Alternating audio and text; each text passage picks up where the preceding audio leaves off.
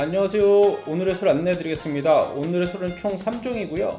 2종은 예전에도 한두 차례 설명을 들어가서 오늘은 건너뛸 거고요. 나머지 한 종만 집중적으로 설명을 드리겠습니다. 먼로스 킹 오브 킹스하고 산토리 로얄은 제가 일전에도 한두 차례 설명을 드린 것 같아요. 그래서 백파이퍼스 위주로 설명을 좀 드릴 거고요. 백파이퍼스는 시그름사에서 만든 블렌디드 위스키예요. 그레인 함량이 월등히 높은 걸로 알고 있고요. 근데 이게 지금 현재 보이는 보틀이 상당히 궁금하실 거예요. 왜냐면은 우리나라는 그 백파이퍼스가 저가용, 만원 내에 저가용 하이볼용 술로 알고 있는데 왜 지금 보이는 보틀은 같은 백파이퍼스인데도 불구하고 그 통도 이쁘고 케이스도 이쁘고 언더락장까지 있는지 궁금해 하실 것 같아요. 그 이유를 제가 정확하게 얘기를 드릴 수는 없는데 한 두 가지 정도로 추정을 해볼 수가 있을 것 같습니다. 첫 번째는 나라에 대한 문제예요. 이게 이제 백파이퍼스 같은 경우는 태국 쪽이나 이쪽 라인에서 굉장히 잘 팔리는 술로 알고 있거든요. 근데 그쪽에서 술은 우리나라하고 화폐 가치는 좀 다를 거예요. 그래서 이 술을 똑같이 마신다고 해도 상대적으로 조금 비싼 가격을 줘야 할 겁니다. 그래서 그런 부분들이 있어가지고 그쪽 나라에서 팔기 위해서는 이런 잔이나 통들이 필요했을 수도 있고요. 두 번째 추정을 해볼 수 있는 것들은 화폐 가치예요. 그래서 이제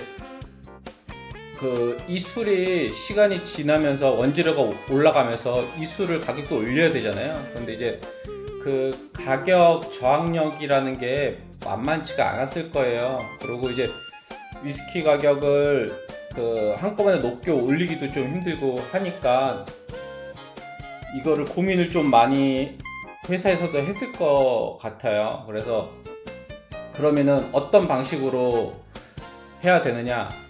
보통은 똑같은 백파이퍼스 원액에 들어가는 원액들을 별도로 해서 한 단계 높은 위스키로 출시를 해가지고 그 원액들을 활용하고, 물론 똑같게 활용하진 않았을 거예요. 근데 이제 보통은 그냥 쉽게 가정을 하자면 그렇고, 기존에 있는 백파이퍼스는 그 아래의 수준의 원액들을 가지고서 블렌딩을 해서 내놨을 거예요. 그게 이제 시간이 가면 갈수록 기존의 올드 보틀하고 현행 보틀하고의 그 맛의 차이, 갭의 차이는 굉장히 커지겠죠. 그런 식으로 되어 있는 보틀들이 시중에 좀 많은 걸로 알고 있습니다.